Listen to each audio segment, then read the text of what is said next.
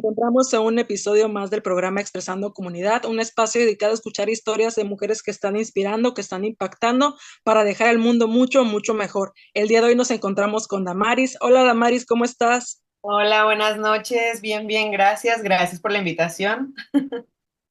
Oye, qué bueno que te animaste a charlar. Estuve leyendo un ratito tu semblanza y me parece que eres una persona sensible e interesante. Ay, muchas Oye, gracias. pues sí, me gustaría comenzar a preguntarte lo que de hecho le he preguntado a todas las chicas que han participado, es ¿qué es lo que te hace sentir a ti feliz como mujer? Ok, lo que me hace sentir feliz como mujer.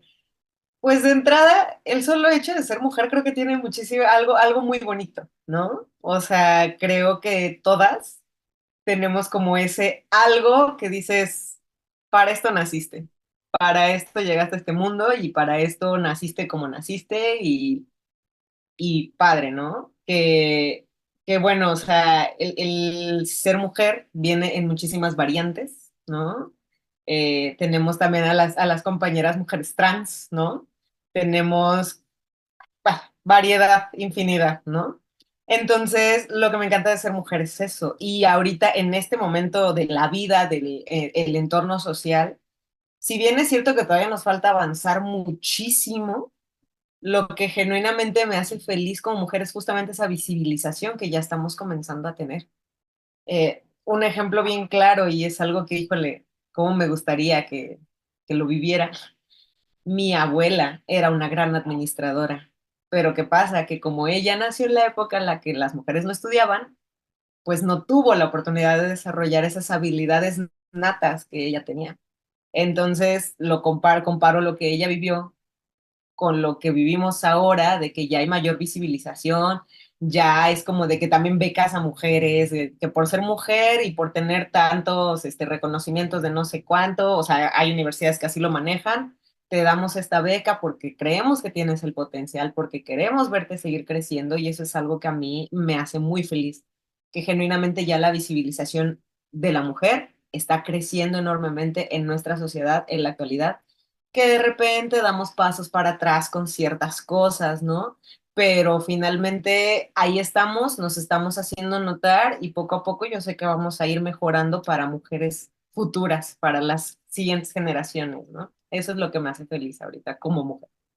Excelente, como bien dices, creo que la sociedad poco a poco está cambiando, ¿no? La manera de pensar y la manera de percibirnos, ¿no? O sea, ya no estamos, siempre lo digo, ya no estamos relegadas solamente en la cocina o atendiendo a otras personas, ¿no? Ya somos las mujeres que hacemos, bueno, como en tu caso, que hacemos largometraje, ya somos las mujeres, como en mi caso, que escribimos, ya somos mujeres que pues que salimos a las marchas, ¿no? Ya somos mujeres que estamos ahí, estamos reivindicando nuestro lugar en el mundo, ¿no? Completamente, sí, eso es lo que me encanta, que ya no es como de que, ay, como una mujer, sino que, ay, wow, va a ser una mujer, qué genial, ¿no? O sea, sí hay cosas ahí que muchas veces uno liderando como mujer, hay quienes dicen, no, creo que la arme, y hay quienes dicen, no, se está rifando, lo está haciendo bien, y eso es lo padre, que la visibilización es maravillosa. Sí, completamente de acuerdo. Oye, pues pasando a otra pregunta, bueno, estaba leyendo tu semblanza que también atravesaste o pasaste por el teatro musical, por el teatro circense. ¿Cómo fue ese proceso? O sea, obviamente eres una persona sensible porque te gustan las artes escénicas. Me encanta. ¿Crees que ¿crees que sea diferente el hecho de ser mujer, estar en estos ambientes? ¿O cómo fue ese proceso? Pues mira, siempre hay como esta creencia, ¿no? Y muchísimos casos reales, pues de temas controversiales, de que, ay, fulanita obtuvo tal papel porque se metió con tal persona o, ¿no? De repente hay esos casos que son comunes y no nada más en el teatro musical ni en las artes, sino en muchísimos lados. Digo, o sea, hay empresas en las que, claro, la subieron de jefa porque hizo tal cosa, ¿no?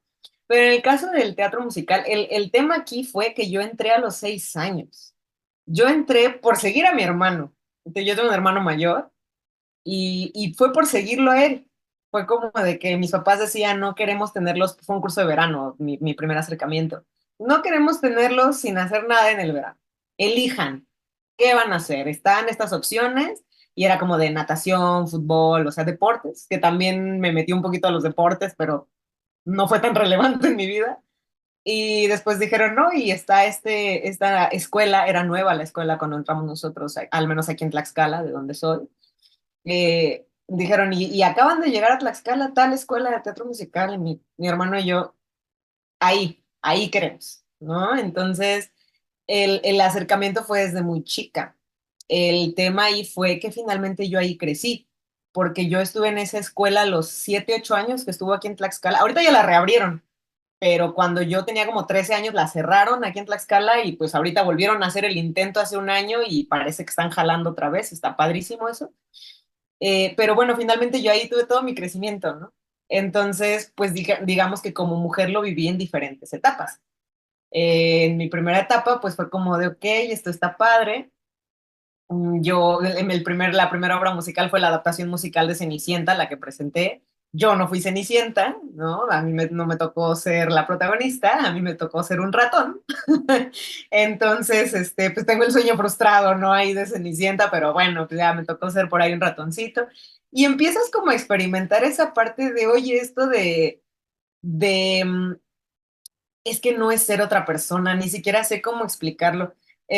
Alguna vez que me puse a romantizar con mi hermano, es como dejar que otra persona sea a través de mí, representando un personaje. Entonces fue como un poco ese acercamiento de, es que no fui yo, fue esa persona utilizando mi cuerpo o ese personaje utilizando mi cuerpo para manifestarse. Y esa experiencia fue padrísima. Y tú dirás, ¿en serio una niña de 6 años pensó eso? Sí, tal vez no lo pensé con estas palabras, pero sí fue como de, wow, es que no fui yo la que estuvo en ese escenario. Y qué padre, ¿no? Entonces eso fue por un lado. Luego fui creciendo, empezamos a presentar otras obras, pero aquí el tema fue que nos dividían por edades. Entonces, pues yo como empecé muy chiquita, el grupo al que me tocaba, nos tocaba hacer puros cuentos infantiles, ¿no? Después presentamos Blancanieves, El Rey León, cuentos infantiles. Conforme iba creciendo, pues ya también veía que los del grupo arriba de mí presentaban musicales más serios, ¿no? Presentaron Vaselina, que mi sueño frustrado ha sido presentar Vaselina nunca. Hemos visto musicales de Vaselina en todos lados, pero yo nunca he presentado uno de esos. Sueño frustrado también ahí. Entonces, presentaron Chorus Line, presentaron, o sea, el musical que te imagines, Chicago, lo presentaban, ¿no? Entonces, ¿cómo me acuerdo? Y creo que como que mi transición un poquito en cuestión de edad y en cuestión de ya no sentirme niña, ya sentirme mujer, fue en un festival de Navidad que hicieron de la escuela también de teatro musical, que presentamos unos villancicos, pero pues villancicos muy al estilo popero acá, ¿no? Finalmente ese era como el estilo de la escuela en la que estuve estudiando teatro musical. Y entonces a los del grupo chiquito, que era el que todavía yo estaba, pero yo ya quería empezar a entrar con los grandes, a las niñas nos hicieron vestirnos de bastoncitos de caramelo, de pinitos, de esferitas, y las chicas ya grandes, ya del siguiente grupo, ya las vestían como la película de Mean Girls, con su traje de Santa Clausitas y bien coquetitas y todo. Entonces yo veía a las chicas así con sus trajes de Santa Clausas y yo, ¿por qué yo no me puedo vestir así? Porque tengo que ser un bastón de caramelo. Yo fui un bastón de caramelo. Entonces, ahí es cuando lo empiezas a notar diferente. O sea, yo creo que cuando son niños, pues niño o niña, lo vives igual que todos, porque pues hay quienes les gustó, hay quienes no les gustó, hay quienes entraron al curso nada más para tener algo que hacer, hay quienes entraron porque sus papás los obligaron porque son muy introvertidos. Entonces ahí como que lo vives un poco igual, todos, niños y niñas. Pero justo cuando empiezas a crecer, ya te empiezas a dar cuenta de que, porque yo también presenté muchísimos personajes masculinos cuando era niña. ¿No? Por ejemplo, la adaptación que hicieron en esa escuela de teatro musical de Shrek, por ejemplo, presentamos Shrek, yo fui el burro, ¿no? En Hércules yo fui siempre se me olvida su nombre, pero el dios que tiene sus alitas aquí en la cabeza, yo fui ese. O sea, finalmente también presenté muchos personajes masculinos a lo largo de mi pequeña carrera en esa parte. Pero ya cuando empecé a crecer dije, no, ¿por qué tengo que estar presentando nada más? Bueno, no nada más, también presentaba femeninos, fui Blancanieves, ese no fue sueño frustrado, me tocó ser Blancanieves, me tocó ser la Bella de La Bella y la Bestia. Entonces tampoco voy a ser malagradecida y voy a decir que nada más me tocaban esos, pero finalmente sí hubo una etapa en la que sí presenté mucho personaje masculino. En El Rey León fui Pumba, por ejemplo, también. Entonces, pues sí resultaba como ya un poquito, cuando entré a la adolescencia, ese choque de ya no quiero presentar personajes masculinos, ya quiero presentar musicales más serios, porque mi hermano, como es mayor, él sí presentaba los musicales que a mí me hubiera gustado presentar. ¿No? Él presentó Vaselina, él no tiene ese sueño frustrado. Él presentó Coraline, ¿no? Entonces ya empezaba él a presentar musicales más serios y yo me sentía un poquito estancada en los cuentos infantiles. ¿Por qué? Porque también quería yo explorar esa parte de la feminidad dentro de los musicales, porque finalmente era el ambiente en el que yo me estaba desarrollando, porque yo comparaba los vestuarios. ¿No? El vestuario de princesa, pues me ponían mi vestidito que parecía yo niña que iba a festejar su cumpleaños de princesa y ellas traían el leotardo, la zapatilla y todo para presentar Chicago, ¿no? Entonces, sí era un poquito controversial. Eh, entonces, pues sí llega como un poquito ese choque, pero como mujer lo viví así, así fue como mi manera de vivirlo, porque insisto, a mí me tocó pues transicionar de niña a adolescente justamente en la escuela de teatro musical. Entonces, cuando me toca ya pasar por fin al grupo de los juveniles, le llamaban, era básico, infantil y juvenil. Cuando me pasan a mí de infantil a juvenil, yo ya, yo ya me sentía soñada. Ya dije, ya estoy en donde debo estar, con los musicales más serios. Presentamos High School Musical, la versión mexicana. Presentamos esa obra y yo moría por ser Sharpay Evans. Yo dije, yo voy por el personaje más femenino que me puedo imaginar en la existencia. Yo voy por Sharpay Evans. No me tocó ser Sharpay Evans. Otro sueño frustrado. Me tocó ser una porrista, me tocó ser relleno. En esa obra sí me tocó pues ser extra. Literalmente en esa obra solo tuve 2 diálogos. Aparecía yo en todas las coreografías, pero solo 2 diálogos. Entonces dije, bueno, pero por lo menos ya me pusieron mi traje de porrista. Ya no me pusieron a lo mejor de basquetbolista con los hombres, ¿no? Entonces yo sí tenía un poquito esa onda y luego también que tengo la voz bien gruesa. Luego también era como de que cuando cantaba, a mí me gustaba mucho cantar. Entonces luego era como de que tal canción, ay, es que tú no alcanzas esta nota, hay que bajarla a una más grave. Y yo, hasta la voz la debo tener, ¿no? Entonces sí me tocó un poquito ese choque en mí, pero dentro de mí, digamos que el ambiente siempre fue muy amable conmigo, afortunadamente, pero pues ya el tema era esta onda de entrar a la adolescencia, de que no me gusta mi voz, de que porque la niña esta está más desarrollada, que porque yo no tengo así, que porque ella sí tiene y no. Y lo vives en el teatro musical así, ¿por qué? Porque todo el mundo te está viendo, porque estás en un escenario exponiéndote, que insisto, y yo siempre voy a decir lo mismo, no soy yo cuando estoy en el escenario, es alguien utilizando mi cuerpo, pero finalmente es este cuerpo el que están viendo. Entonces es esto que a lo mejor a poco es niña, a poco esto, a poco sí, a poco por qué se ve así, por qué no se ve así, por qué le falta aquí, por qué. Entonces, pues fue un poquito ese choque también como mujer de decir, todo el mundo me está viendo. Entonces, algo me falta, algo necesito para que me vean de la manera en la que yo quiero que me vean, para que a lo mejor me vean más femenina, para que a lo mejor me vean de mil maneras, ¿no? Entonces, pues sí es un poco esa parte de cómo lo vives. En el teatro circense, creo que también fue un poquito una liberación de decir, esta soy yo, esta es quien quiero ser como actriz, que fue, presentamos una obra, pero es que esa ya era pues más arte circense, entonces era un poquito más de improvisación, expresión corporal, en la que a mí me tocó representar a la Madre Tierra. Entonces ya era un personaje súper femenino y en cuestión de vestuario, a mí me encantó el vestuario de la Madre Tierra, porque en esa escuela de teatro circense me enseñaron también el body paint. Entonces lo único que traía yo era un topsito y una falda roja larga, larga, larga, larga, larga. Y lo demás me pintaron. Me pintaron toda de blanco y me pusieron los 4 elementos en toda la piel, en los brazos, así es. La verdad es que fue un maquillaje muy bonito que yo no hice.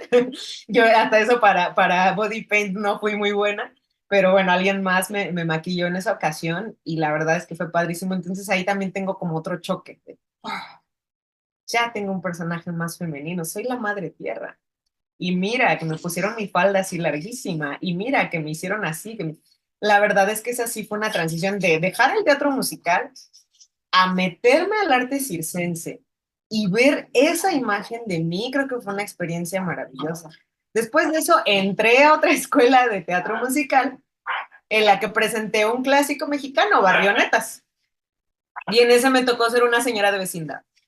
Mi personaje era La Chona, así era el nombre del personaje, ¿no? Entonces, pero finalmente, a lo mejor no era la feminidad que yo estaba buscando en ese momento, porque tenía 14 años para este momento. No era a lo mejor la feminidad que yo buscaba, pero finalmente ya estaba yo representando a una mujer. Que era ya también como un poco ese cringe que traía yo, pues que traía yo como 5 o 6 personajes masculinos en mi haber, y ahorita ya me toca presentar a una mujer. Entonces, pues a lo mejor ya no fue la feminidad de la madre tierra, pero seguía yo siendo una mujer y seguía representando algo de la mujer, ¿no? Entonces creo que sí es un poco ese paso, que te sientes un poco expuesta, pero bueno, insisto, el ambiente fue amable conmigo porque pues mis profesores siempre fueron muy amables y nunca hubo temas controversiales, afortunadamente en mi paso por el teatro como estudiante. Nunca hubo ese tipo de temas, afortunadamente, y la verdad la pasé muy bien, pero justamente fueron, los choques que tuve fueron conmigo misma, ¿no? De este cambio, insisto, tuvo mucho que ver que entré a la adolescencia. Claro, obviamente fue un proceso, una transición, ¿no? De pasar desde ser niña a ser adolescente, pero pues a final de cuentas estabas en un ambiente que te gustaba, ¿no? En un ambiente que Totalmente. empezaste a desarrollar como un amor, ¿no? Por el arte. También me imagino te gustaba esta parte de exponer, ¿no? De exponer, de Claro. expresarte, de que de pronto que vean algún movimiento, algún diálogo que tú dijeras, me imagino que era algo que te llenaba y te reconfortaba Ay, es totalmente. maravilloso. Es Oye, maravilloso. O sea, a lo mejor algunos dicen que es cierto que del aplauso no comes, pero qué bonito se siente el aplauso. Es algo, sí, la mejor parte, cuando bajan el telón y la gente se queda aplaudiendo, es una experiencia maravillosa. oye, y ya pasando a otro tema y que obviamente está relacionado, Sí, fíjate que te comparto, a mí me gusta mucho el cine, yo soy cinéfila de corazón, ok. yo escribo en una página, hago mis críticas, no sé si soy buena, pero me gustaría saber, obviamente en tu opinión, cómo es el proceso para hacer un guión de largometraje, porque bueno, estaba leyendo en tu semblanza que pasaste por aparte por un proceso de errores, ¿no? Pasaste un proceso en el de que fracasaste en hacer algún corto y después tuviste tu redención, ¿no? Que hasta estuvo, ganaste premios. ¿Cómo fue ese proceso? ¿O cómo Pues es ese proceso de hacer un largometraje? Porque yo creo que muchos queremos saber cómo es. escribir un largometraje es bien divertido. Es bien divertido, pero tampoco voy a negar que te saca lágrimas, te saca sudor, te saca estrés, te saca canas y te saca, híjole, risas, pero de risas de que ya no sabes por cómo seguir, pero es muy divertido. Justo, o sea, empezando por el principio, cuando yo me metí a estudiar cine, mi idea inicial era solamente dirigir y muchos, y nos lo dijeron en la escuela de cine, de hecho, o sea, nos lo dijeron mucho. Me acuerdo que los profesores nos decían, seguramente, en el primer semestre, seguramente todos entraron porque quieren ser el próximo Cuarón. Dicen, pero a ver, aguanten, no van a dirigir luego, no van a salir de la escuela y ya por aquí ya tengo un premio Oscar, no, o sea, luego nos bajaron de nuestra nubecita, debo admitir que sí fueron un poquito crueles los profesores, pero también nos estaban enseñando lo que era la vida en este ambiente. Entonces, pues yo dije, ok, entiendo que no a la primera voy a dirigir, ¿no? Porque bueno, yo finalmente después de las escuelas de teatro en las que estuve, pues abrí mi compañía de teatro y dirigí, pero dirigí teatro. Entonces dije, ok, según yo no era tan diferente, ¿no? Pero pues resulta que sí, o sea, tanto tiene su chiste ser director en teatro, no tiene su chiste ser director en cine. Entonces en teatro, pues yo hacía lo que mis profesores me habían enseñado en las escuelas de teatro. Así era como yo dirigía, ¿no? Entonces, pues era así mi cuadrito de Margules, que es una herramienta que tienen los directores, sobre todo de teatro, para ir haciendo como sus anotaciones de cómo le va a hacer este actor, qué va a hacer aquí, qué va a hacer acá. O sea, el cuadro de mármoles es una herramienta maravillosa. Entonces yo dije, en cine, pues mi cuadrito de mármoles ya lo sé manejar, no es la única herramienta existente, cabe aclarar eso, pero era la que a mí más me gustaba, pues se me hacía más fácil y más digerible también para trabajar con los actores. Entonces yo decía, ok, pues en cine ha de ser parecido, ¿no? Mi cuadrito de mármoles y listo. Pues resulta que no, que en cine, pues no nada más debes ver el marcaje de los movimientos de los actores o el ciclorama atrás, toda la utilería, sino que también como director tienes que ver los movimientos de la cámara, el tipo de iluminación que van a tener, qué encuadre vas a manejar con tus actores, porque no es lo mismo tenerlo así con la cara completa en el cuadro que tenerlo de cuerpo completo, o sea, las sensaciones son distintas, entonces eso me intrigó todavía más. Dije, ok, entonces no es lo mismo de nada más tener mi cuadrito a, a pensar en todo el movimiento de cámaras. Y ese entonces ya tenía yo un pequeño acercamiento a la fotografía, porque mi hermano estudió comunicación. Entonces él me había enseñado un poquito de foto, pero como que lo básico, ¿no? Porque yo le preguntaba, oye, y aquí, ¿no? Pero ya cuando entro a cine, ya un poquito con lo que me había enseñado mi hermano, y ya viendo todo lo que implicaba realmente que el por qué una luz está 3 milímetros más atrás y la tienes que acomodar así, la tienes que acomodar así, fue que dije, wow, o sea, me estoy topando con algo más. Luego entro a clases de producción y me dicen, no, pues, ¿qué crees? ¿Pensaste que en cine no ibas a llevar matemáticas? Pues, ¿qué crees que sí? Porque tienes que ver presupuestos de películas, porque tienes que ver cuánto te cuesta rentar a la persona que te va a cuidar al perro que tienes en la escena 4. Entonces, todo ese tipo de cosas dices, ok, esto es mucho más grande de lo que me imagino. Obviamente el teatro que yo hacía era pues de bajo presupuesto, de muy, muy bajo presupuesto, porque yo siempre lo he dicho, mis productores siempre han sido mis papás. Yo tuve la fortuna de tener unos papás increíbles que siempre me apoyaron, de que te quieres meter a teatro, sí, te quieres meter a ballet, cuánto cuestan los zapatos, te quieres meter a danza contemporánea, qué vestuario te compro. O sea, yo tuve la gran fortuna de que mis papás no fueron como varios papás de compañeros míos que tuve la licenciatura de, no, pues es que mi papá no me dejó estudiar, entonces ahorita me estoy pagando yo la carrera porque ellos no querían que estudiara así, ¿no?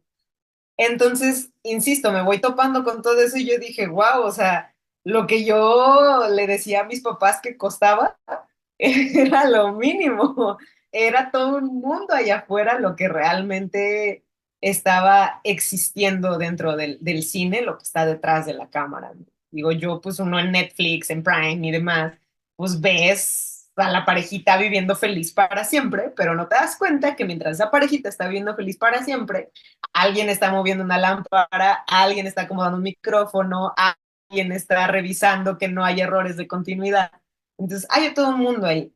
Y es cuando me topo también con el guión. Y toparme con el guión, híjole, yo a mi asesor de tesis, porque me titulé con un guión de largometraje, mi asesor de tesis le agarré un cariño enorme, a pesar, aparte de mi maestro, se convirtió en un gran amigo mío. Entonces, él abrió el taller de escritura de guión de largometraje, porque si bien en las clases normales, digámoslo así, nos enseñaban las estructuras de guión, ya cuando lo poníamos en práctica, pues por los tiempos de la universidad, pues solamente podíamos presentar cortometrajes. Entonces empiezo yo con mi primer guión que se llamó Aisha, que es el primer guión registrado que tengo también ante Indautor y demás, tengo ahí mi certificado y demás, ahí ya me sentía yo toda una autora. La idea inicial era buena, de acuerdo a lo que me decía la mayoría, ¿no? Digo, también puedo yo decir, ay, era increíble y a lo mejor ni al caso, pero bueno, o sea, pues había opiniones de terceros que me decían, no, la historia está padre, está buena, está interesante. Pero, ¿qué sucede? Ahí me topo con temas de producción y me cancela una actriz un día antes de empezar la filmación. Y me tengo que contratar a una actriz un día antes. Imagínate, o sea, después de haber llevado todo un proceso de casting y que me cancele un día antes, no, para mí fue el acabose. Por eso también fue que esa producción no quedó como yo esperaba. Pues suena feo decirlo, pero pues de los errores se aprende. Más que fracaso fue un error. Entonces, pues de los errores se aprende, el cortometraje no quedó para nada como yo esperaba. La idea era que durara 5 minutos y terminó durando uno porque no me servía el material, porque la actriz no funcionaba, pero no por ella, no porque actuara mal ni nada, sino porque, contexto, yo necesitaba que se pareciera a una muñeca. Entonces, la actriz que yo ya tenía, sí se parecía, y la que conseguí de último minuto, no se parecía. Entonces, pues hubo que improvisar muchas cosas y de 5 minutos que yo tenía planeado que tardara el cortometraje, terminó durando uno. Pero bueno, el guión ahí está, y el guión en algún momento me gustaría volver a producirlo, ya con mejor presupuesto, con un mejor casting, ¿no? Con más producción. Ese fue mi primer error y te lo juro de verdad que me replanteé el hecho de estar estudiando cine. Dije, ¿y si no sirvo para esto? Porque tengo compañeros que, híjole, talentosísimos, hicieron cosas maravillosas y yo dije, ¿por qué? Si estamos en el mismo nivel de la carrera, ¿por qué ellos pudieron hacer eso y yo no, ¿no? O sea, siempre he tenido este issue de compararme un poquito, bueno, comparar mi trabajo, ¿no? Viene entonces el documental que es justamente mi adoración, porque creo que fue el primer cortometraje que me galardonaron, que me aplaudieron, que, híjole, y cada que me acuerdo se me llena el corazón, ¿no? Porque en la primera evaluación de los cortometrajes terminó el mío y yo me quedé así, ¿qué va a pasar? Y, no, mis profesores encantados, ¿no? Y yo, ok, y también mis compañeros, había compañeros de, oye, es que ¿de dónde sacaste este entrevistado? Que no sé qué. Ese cortometraje, de hecho, creo que tengo el link, por ahí te lo voy a pasar si quieres compartirlo, yo no tengo tema. Se llama De la muerte vivo. Entonces, es una maravilla, la verdad, la sensación, ¿no? Entonces yo dije, ok, esto fue algo escrito por mí. Vamos a seguir escribiendo entonces. Entonces ya fue que me empecé a acercar más a la escritura. Entonces vuelvo a Toño, mi asesor de tesis. Él abre este taller de escritura de largometraje, pero no para ver lo que veíamos en clase, sino para poner en práctica lo que ya habíamos visto en clase, estructuras narrativas, creación de personaje, biografías, etcétera. Entonces yo llego y le dije, a ver, pues quiero escribirlo. Entonces, en la carrera de cine había varias maneras de titularte. Podías hacer una carpeta de producción, podías hacer un cortometraje. Si haces el cortometraje, varios se pueden titular, porque uno se puede titular haciendo la foto, uno se puede titular dirigiéndolo, unos así, ¿no? Entonces, yo al principio tenía la idea de titularme por cortometraje, pero cuando empiezo a escribir mi guión de largometraje y Toño me dice, esta cosa que estás haciendo está genial, ¿qué te parece si mejor la usas de tesis? Yo dije, bueno, me agrada la idea. Entonces, cuando me topo con todo este proceso, que híjole, era, vamos a empezar escribiéndolo como cuento. Es decir, no lo vas a escribir luego, luego con la estructura de guión de poner escena uno, exterior, no, sino que vas a escribirlo como un cuento. Cuéntame la historia así como se te ocurra, cuéntala, ¿no? Yo le empezaba a contar, como me decía Toño, me causaba mucha gracia que me decía, a ver, cuéntamela como un chisme, ¿no? Entonces yo decía así como de, ok, mi personaje principal en ese guión se llama Daira, entonces le dije, ok, es que resulta que Daira quiere hacer esto y entonces pasa esto y entonces ya le empiezo yo a contar, ¿no? Y me dice, ok, escríbelo, escríbelo, no se te olvide nada, todos los detalles que se te ocurran, escríbelos. Y algo que me gustaría dejar como dato curioso, nadie inventó el hilo negro. La historia que se te ocurra, por muy original que sea, alguien ya la inventó. De verdad. O sea, yo pensaba que eso no era cierto, pero resulta que sí. O sea, se me han ocurrido ideas bien locas que yo digo, híjole, no, de verdad este nadie lo ha hecho. Y cuando lo muestras a gente del medio, ay, sí, mira, hay una película así romana, hay otra película así, coreana, hay otra así, ¿no? Entonces dices, a lo mejor y tú piensas que es original, a lo mejor en tu país sí, a lo mejor en tu país nadie lo ha hecho, pero hay infinidad de películas en el mundo, ¿no? Entonces, cuando yo le cuento mi historia a Toño, él me habla de Fish Tank, una película, es así, no me acuerdo muy bien de dónde es la película, pero él me habla de esa película, ¿no? Y me dice, la rebeldía de tu personaje se me imagina un poquito a esto, lo otro, aquello. Y veo la película y digo, wow, sí es cierto. O sea, es un poquito la idea que yo quiero hacer de Daira. Entonces dije, tal cual, no es la misma historia, pero sí es algo parecido. Entonces dije, ok, ¿qué hago? Entonces escribo otro guión porque resulta que alguien ya lo escribió y me dice, no. Ok, está bien que nadie inventó ya, o sea, por mucho que creas que inventaste el hilo negro y no, pon tú que la historia ya fue contada, pero no fue contada a tu modo. O sea, hay mil maneras de contar una sola historia. Dice, cuéntala, cuéntala como a ti te gustaría verla. O sea, es ese proceso entonces en el que uno empieza a escribir con lo que le hubiera gustado ver en el cine. Entonces dices, a mí me hubiera gustado que en Game of Thrones al final no muriera fulanita, no voy a hacer spoilers, y que al final tal dragón hubiera hecho tal cosa, ¿no? O sea, entonces tú escríbelo como a ti te hubiera gustado verlo. Tú tienes esa oportunidad, es como la gran oportunidad que tenemos muchos que nos dedicamos al tema creativo, es puedo hacerlo como a mí me gustaría ver. Entonces está padrísimo, creo que es un gran punto de partida para empezar a escribir un guión de largometraje. Y entonces te empiezas a topar con que hay mil formas de escribirlo, hay muchísimas estructuras narrativas, y a mí mi favorita siempre fue el paradigma de Sitfield, que es, híjole, literalmente te pone una rectita y te dice, aquí en esta parte tienes que poner algo que suceda así, aquí tienes que poner algo que suceda así, aquí algo así, algo así, algo así, y tu espectador va a terminar acá, ¿no? Al filo del asiento. Entonces dices, ok, entonces yo me fui guiando por esa estructura narrativa llamada el paradigma de Sitfield. Y entonces, cada semana que teníamos ese taller, teníamos que llevar 10 cuartillas de guión ya escritas. 10 cuartillas de guión, dato curioso, una cuartilla de guión es 1 minuto en pantalla aproximadamente. Entonces, pues era como de, ok, tengo que tener de acuerdo al paradigma de Sitfield, los 10 primeros minutos son los que tienes para atrapar a tu espectador. Así dice Sitfield. Dice, si en esos 10 minutos no lograste que se quedara así como de, wow, ¿qué va a pasar? Ya no van a querer ver el resto de tu película o van a checar el TikTok o van simplemente la película, o en si está en streaming, quitan Netflix y ponen Prime porque tu película no los atrapa. Entonces, las primeras 10 cuartillas de guión es lo más difícil que uno puede escribir. De verdad, o sea. Y entonces me pasé como 4 semanas, 5 semanas, 6 semanas, 7 semanas escribiendo esas 10 cuartillas. Llegaba yo al taller, las leíamos, porque eso me encantaba, el ejercicio del taller era que todos leíamos lo de todos.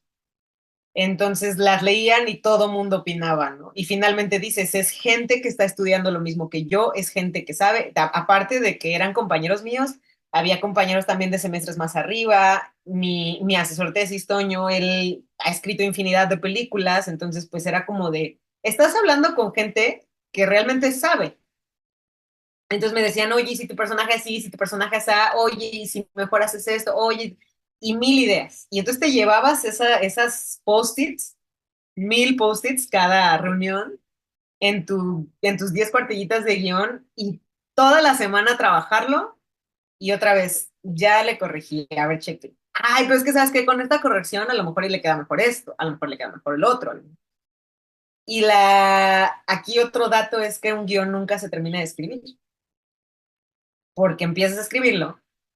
Cuando dices, ya lo voy a filmar, se filma y durante la filmación quitas escenas, pones escenas, cambias diálogos, ¿no? Tú como escritor empiezas a hacer todas esas. Bueno, si el director es el mismo que lo escribió, pues sí, también se tiene mucha esa libertad. Y si no, con mayor razón, porque dicen, ok, este guión sí lo voy a dirigir yo, pero finalmente también voy a hacer las modificaciones para hacerlo a mi gusto, ¿no? Entonces, finalmente el guión se sigue adaptando. Y posterior a ello, cuando ya estás editando, y te das cuenta que el del micrófono se atraviesa en la toma y tienes que eliminar esa escena porque era lo único material bueno que tenías, ahí sigues reescribiendo el guión. Entonces el guión nunca termina de estar listo. Entonces es como un poco esa parte de ten en cuenta que nunca lo vas a terminar. O sea, cuando tú digas, ya está para filmarse, pues sí, ya está para filmarse, pero todavía no está terminado. Entonces escribí esas 10 primeras cuartillas. Se sintió como un gran abrazo al corazón cuando me dijeron, ya, esas 10 cuartillas ya atraparon a tu espectador. Ok, ¿qué sigue? Ah, pues tráeme otras 10 cuartillas. Ok, entonces yendo al paradigma de Seinfeld, entonces tráeme hasta el primer plot point. Ok, pues entonces a ver, ¿qué va a pasar? ¿Qué hace? ¿Qué esto? ¿Qué el otro? Y debo admitir que me perdí. Debo admitir, o sea, fue el primer guión de largometraje que escribí y me perdí, genuinamente me perdí. No sé si fue a lo mejor mi prisa por terminarlo, mi euforia, que hubo partes de la historia que hasta yo misma actualmente leo y digo, ¿por qué escribí esto? Esto no tiene sentido. Entonces, pues sí, vas viendo y vas avanzando y vas avanzando y vas avanzando. Y yo estoy contenta y satisfecha con ese guión hasta el segundo acto, debo admitir. De los tres actos solo estoy satisfecha hasta el segundo acto. El tercer acto no me termina de convencer y debo decir que quisiera decir que soy valiente, pero no lo soy. Soy muy cobarde para volver a agarrar ese guión y reescribir ese tercer acto. Porque créeme que ese guión no ha sido tocado desde que me titulé con él. Y me acuerdo que las palabras de uno de mis sinodales fue, el guión está para que te titules, pero todavía no está para filmarse. Que sepas eso. Y yo estaba consciente de eso, entonces dije, ok, es cierto. ¿Por qué? Porque ese tercer acto no funciona, no es lo que yo esperaba para mi historia. Y me dicen, es que, híjole, uno lee el guión y se queda así, dice, acaba el segundo acto, empieza el tercero, medio le agarras la onda y uf, lo demás es como de neta. O sea, es como el final de Supercampeones, ¿no? Se despertó en el hospital sin piernas. O sea, y yo, sí es cierto. O sea, casi hice eso con Daira. Se despertó en el hospital sin piernas. No era lo que yo quería que terminara Daira haciendo, ¿no? Porque también cuando escribes un personaje se convierte en tu hijo. Suena chistoso, pero es que es la verdad. Entonces yo dije, yo para Daira quiero esto. Puede que tu personaje no termine feliz por siempre, pero como es tu hijo, tú decides. Digo, esto no quiere decir que los papás sean dueños de sus hijos, ¿eh? Eso no es algo que yo quiera dar a entender. Pero a lo que voy es que como es un producto de tu imaginación y tú estás decidiendo completamente el destino de hacia dónde va, es cuando dices, Daira, tú lo vas a hacer porque yo lo digo. Tú eres mi creación y si yo quiero que termines en despiertando en un hospital sin piernas, vas a terminar así y no hay de otra. Entonces, después de eso, yo me topo con que después de titularme, una amiga mía me dice, oye, yo me quiero titular por carpeta de largometraje, también está esa modalidad de titulación. Y entonces ella se titula como productora. Y me dice, ¿será que le puedo hacer la carpeta a tu guión?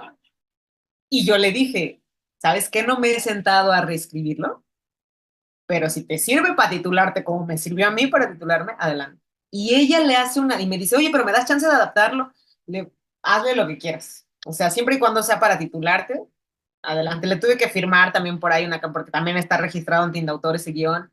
Entonces, pues, le tuve que firmar ahí una carta de que autorizaba que con fines escolares lo adaptara. Ella le hizo una adaptación que yo dije, wow, ¿cómo a mí no se me ocurrió? Yo siendo la autora principal de este guión, ¿cómo a mí no se me ocurrió eso? La verdad es que a mí me encantó esa adaptación. Y le dije, oye, si se te ocurre hacerlo, adelante, yo de verdad me sumo al proyecto porque me gustó este destino que le diste a Daira. Y me dice, ay, en serio, ella tiene como un poquito un tema de inseguridad, no sé realmente, porque ella es muy nerviosita, entonces me decía, pero sí, es que yo tenía miedo de que no te fuera a gustar y es que pues tú eres la autora y si te molestaba que yo le movía esto y esto a tu historia, y le digo, no, pues por eso te la di, para que la adaptaras, para que tú vieras la manera de producirla. Por eso muchos guionistas también son productores, porque conforme van escribiendo, pues van viendo cómo la van a armar para hacerlo, ¿no?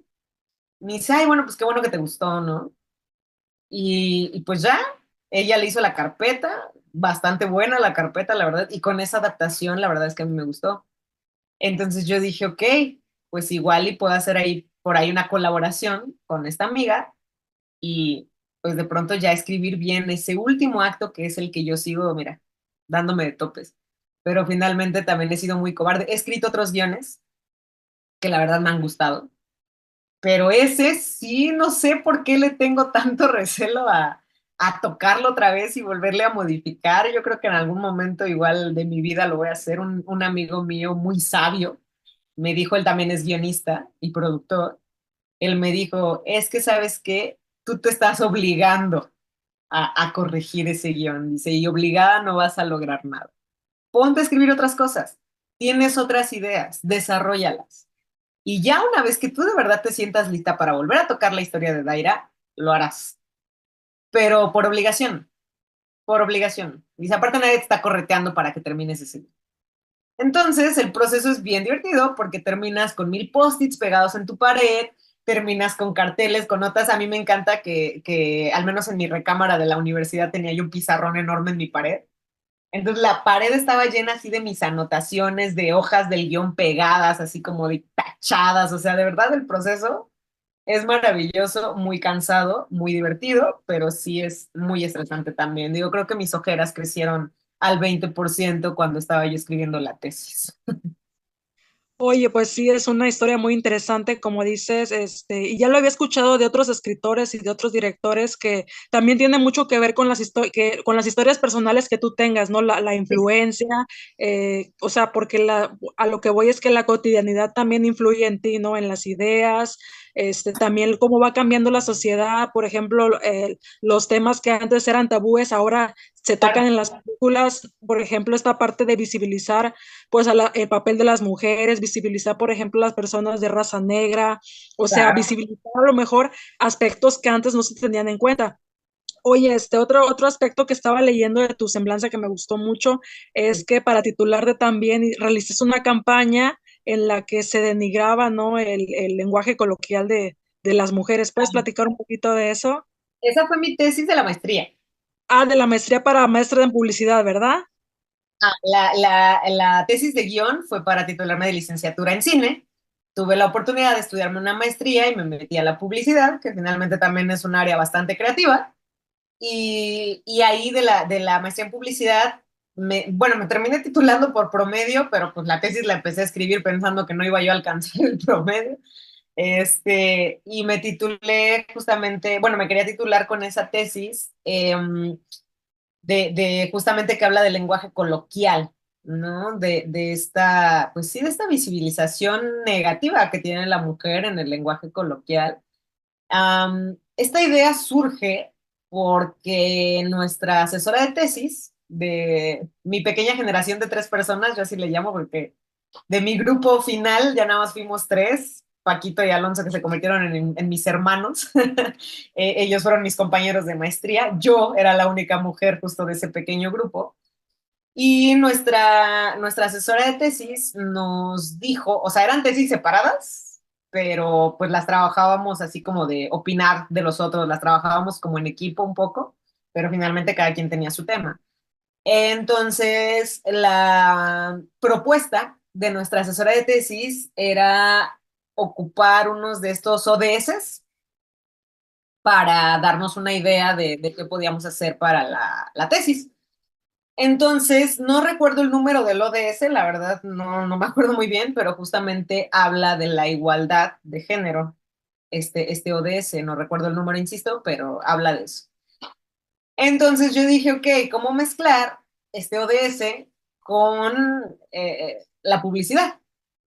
Entonces, uno de mis compañeros hablaba del tema del empaque de los juguetes, o sea, la publicidad en el empaque de los juguetes, que por qué el de niñas tenía que ser rosa y que por qué el de niños tenía que ser azul, por ponerte el ejemplo rápido, ¿no? Entonces la idea de él me encantó, dije, ok, tú estás estudiando la publicidad de género, digámoslo así, ¿no? Y yo dije, ok, pero yo no, o sea, sí la quiero estudiar, obviamente, finalmente es la maestría que estudié, pero quiero desarrollarlo. Me gustaría no nada más analizar otras campañas, sino que a mí me gustaría hacer mi campaña publicitaria y con esa campaña titularme. Esa era mi idea. Entonces, me pongo así como que uno en el ambiente creativo, ya sabes que las ideas te salen, o sea, luego puedes estar así dormido y de repente, oh, idea, ¿no? Entonces, a mí me pasó que yo iba en el carro con mi mamá, veo así anuncios publicitarios de mi lado derecho y veo una especie de diccionario en la pared, así grandote. Y eran diccionarios como para visibilizar, pero de temas de género como lo es la transexualidad, la pansexualidad y todo ese tema, ¿no? Entonces el diccionario hablaba de eso.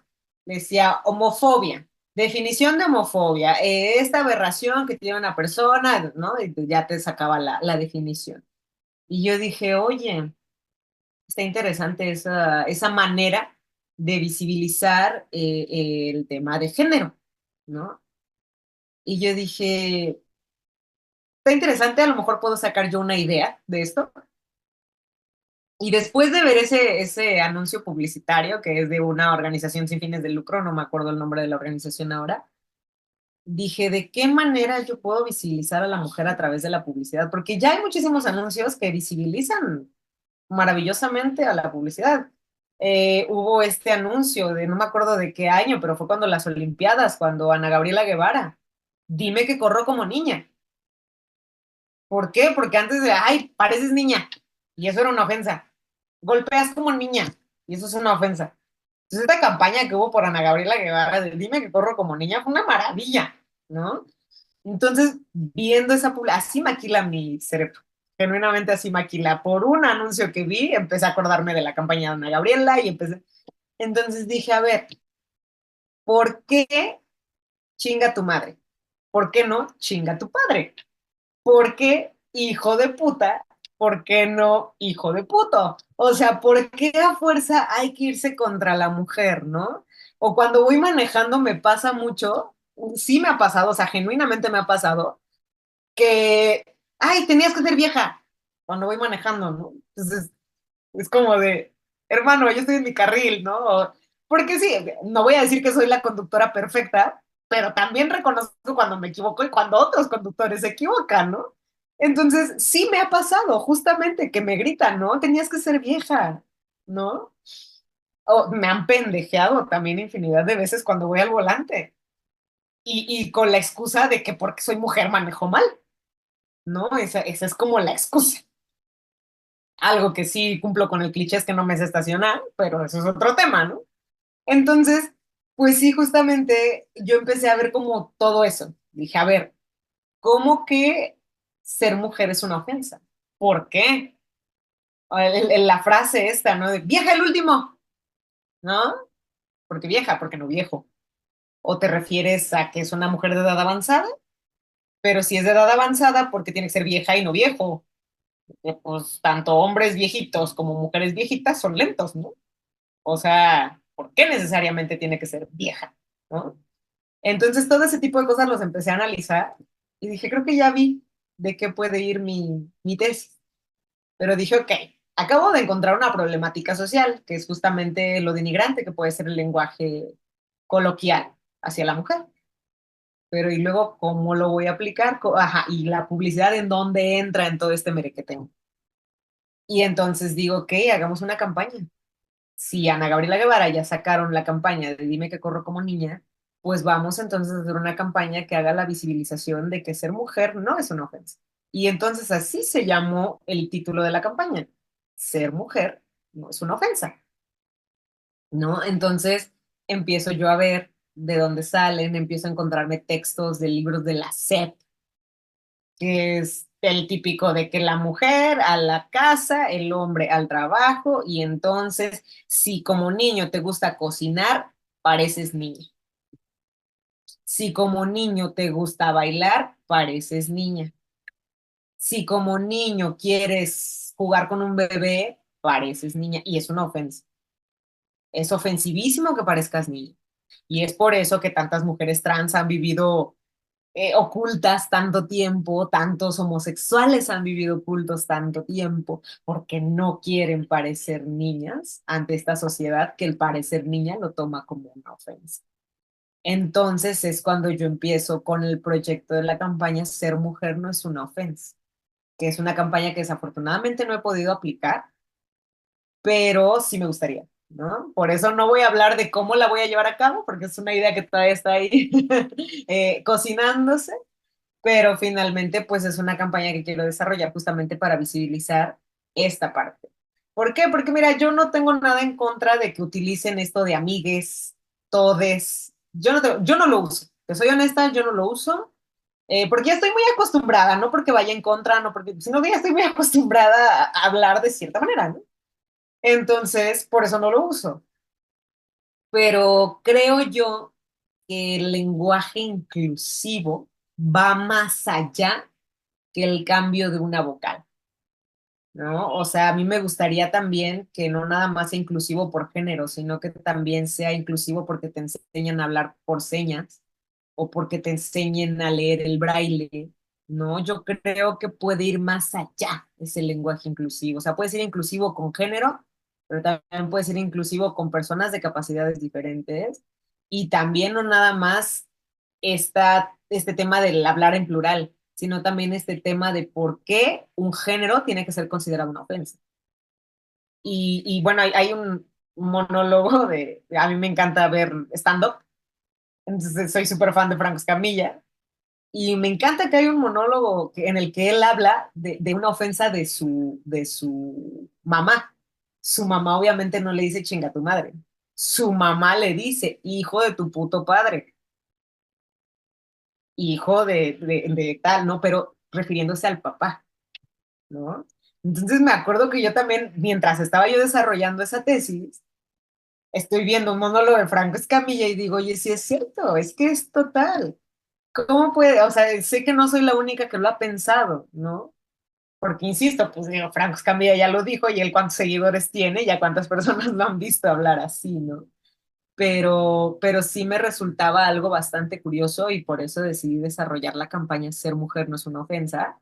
Y empecé también ya a hacer gráficos que me hizo una amiga también, porque mi idea también fue que colaboraran puras mujeres en esta campaña, que obviamente es imposible. Te digo, también hay muchísimo talento masculino, que de muchos amigos, de hecho yo tengo más amigos que amigas. Entonces hay muchísimo talento que yo conozco de amigos, entonces como dijo, me gustaría que fueran puras mujeres para hacerlo todavía más impactante, pero digo, sé que un trabajo conjunto también está muy padre. Que hacer una colaboración y que hombres se unan a esta onda de si es cierto, ser mujer no es una ofensa, me parece también algo muy enriquecedor.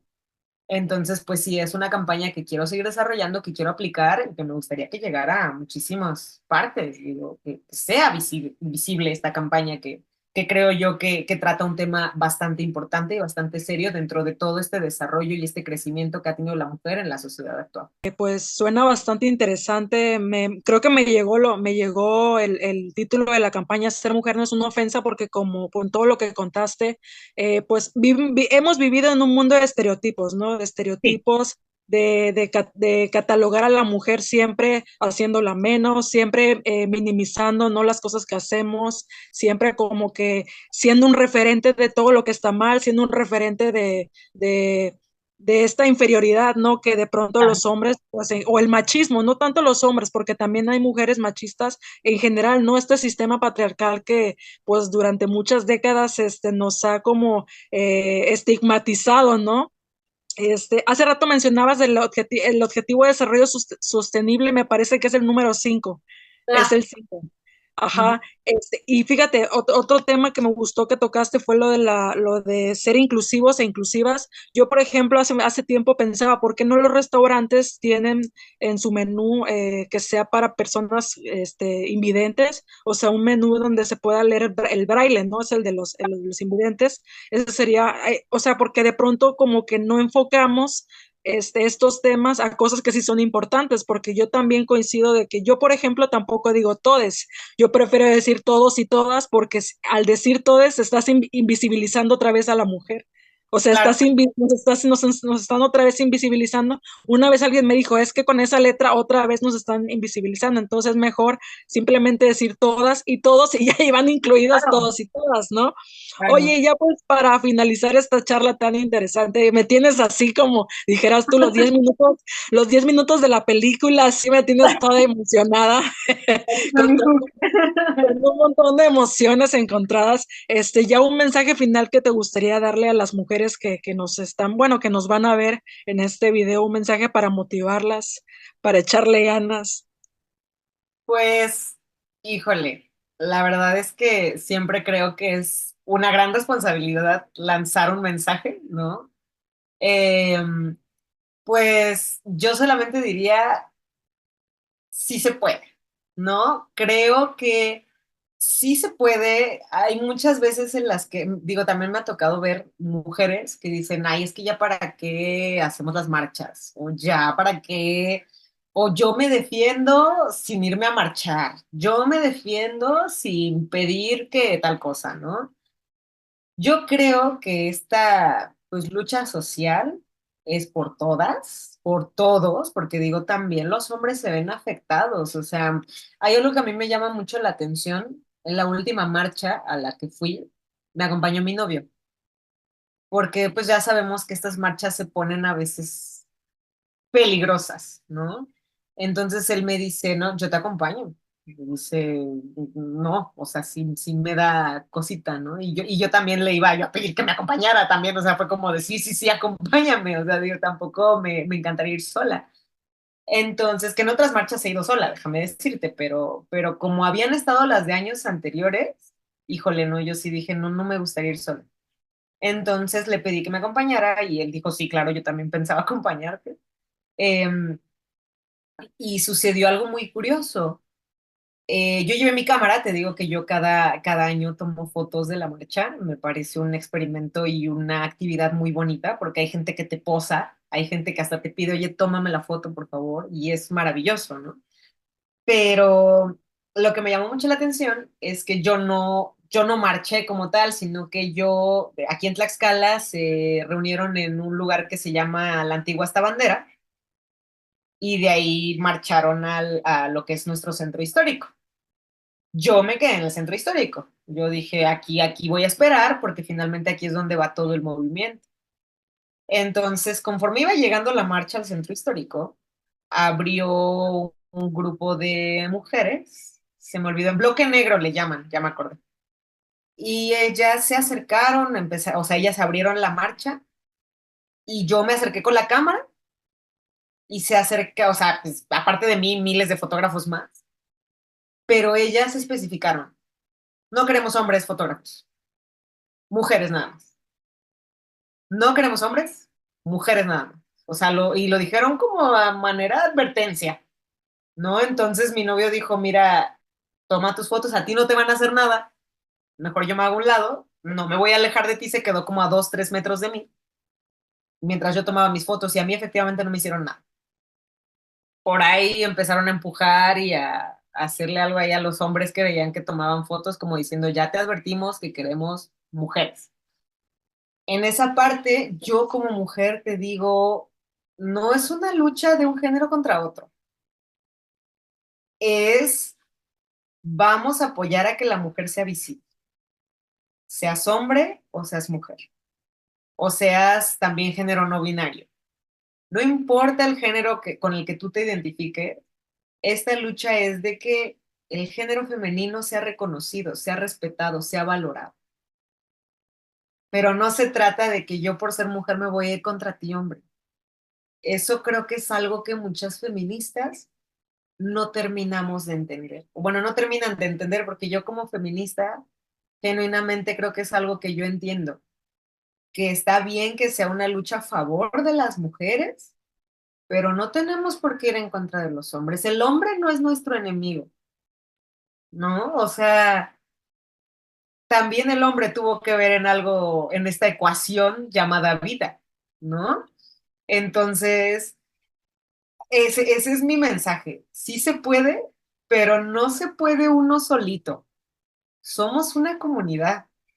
Como comunidad tenemos que avanzar, tenemos que crecer y hay cosas que no podemos hacer uno solito, ¿no? Entonces, ¿qué pasó? O sea, lo pongo desde el ejemplo, no sociedad, sino el ejemplo yo. Yo hace 4 años que intenté empezar mi emprendimiento en pandemia, sí, como 3 años. En pandemia quería yo empezar Chucano Audiovisual, que es el emprendimiento que ando trayendo ahorita. Síganme en redes sociales. Entonces, cuando yo empecé Chucano Audiovisual, pues la verdad es que yo lo empecé solita, tal cual. Yo dije, yo me rifo, ¿no? Y entonces empecé a subir unas fotos, empecé ahí un poquito a hacer movimientos, pero creo que el entusiasmo no lo tuve. 3 años después, este año justamente, empiezo a ver así como que toda mi perspectiva. Entonces dije, ¿qué sé hacer? Aparte del trabajo que ya tengo, ¿qué más sé hacer? Y entonces dije, ¿y por qué Chucano Audiovisual no lo he explotado como debería? Y dije, no, sí es cierto. Y hablé con mi novio de esto y me dijo, yo te apoyo, ¿qué necesitas? Entonces, ¿qué me di cuenta? Y no, mira, y no nada más mi novio, pudo haber sido un amigo, pudo haber sido una amiga, pudo haber sido, o sea, el punto es que no tenía que ser yo solo. Entonces, es ese apoyo, es ese en que te ayudo, es ese qué hago, es ese qué podemos hacer, el que nos va a impulsar a crecer. Porque finalmente somos parte de una sociedad, somos parte de una comunidad y uno no avanza solito en esa comunidad. Siempre hay personas junto a nosotros, hay personas delante de nosotros y hay personas atrás de nosotros. Pero es eso, y sí se puede, pero no solita, no solita. Y es algo que también, pues a lo mejor también unos golpes de la vida me enseñaron, que solita no está padre. Y hay una frase que mi mamá dice y que me encanta. Entre varios, el costal es más ligero. Entonces, sí se puede, pero no estamos solas. No estamos solas, no estás sola y tienes que entender que entre varios el costal es más ligero. Sí se puede, pero formas parte de una comunidad. Ese sería mi mensaje. Sí, totalmente de acuerdo. Fíjate que el nombre de este programa es Expresando Comunidad, precisamente porque yo sola igual no podría hacer este programa, por ejemplo, si tú no estuvieras platicando aquí conmigo, ¿no? Como dices y como bien dice tu mamá, pues el costal se hace más ligero, la carga se hace más ligera, los problemas se hacen más ligeros cuando los compartes, ya sea con un hombre, con una mujer, porque yo creo que la sociedad tiene que entender que el feminismo no trata de dividir, no trata de polarizar. Yo creo que el feminismo no tiene, ni tampoco hay que confundirlo con el embrismo, ¿no? Que es como Claro. sentirte superior al hombre, porque no se trata de que hombre y mujer construyamos un mundo en el que tengamos las mismas oportunidades, las mismas Claro. responsabilidades, siendo como eres, eligiendo a quién amar, tú puedes elegir a quién amar, cómo vestirte, cómo expresarte, mientras no te metas conmigo, como decía Benito Juárez, el respeto al derecho ajeno es la paz. O sea, yo coincido y coincido mucho contigo en el que los hombres también tienen que ser parte de esta lucha, aunque Claro. obviamente como aliados, ¿no? Porque también de pronto sería igual darles protagonismo, o sea, Claro. porque aquí, o sea, no sé si me doy a entender, ¿no? O sea, es Tal esta cual, parte no, de que no se trata de ellos, pero pueden participar. Vaya. exactamente, o sea, porque aquí el enemigo es el sistema, o sea, el enemigo es el sistema o el machismo como tal, ¿no? Pero bueno, oye, pues esta charla estuvo muy interesante, quiero agradecerte, ya llegamos al final del programa, me gustó mucho, no sé cómo te sentiste. No, súper cómoda, súper a gusto y yo creo que este puede darte para parte uno, 2, 3, 4, 5 y 1000, la verdad. Y No, pues déjame felicitarte por este proyecto, justamente me agrada que pues haya diferentes perfiles y diferentes personas hablándote de experiencias que finalmente visibilicen, que finalmente apoyen y que también te hagan pasar un ratito agradable, interesante, que te haga reflexionar. Digo, creo que ese es el punto de este tipo de charlas, ¿no?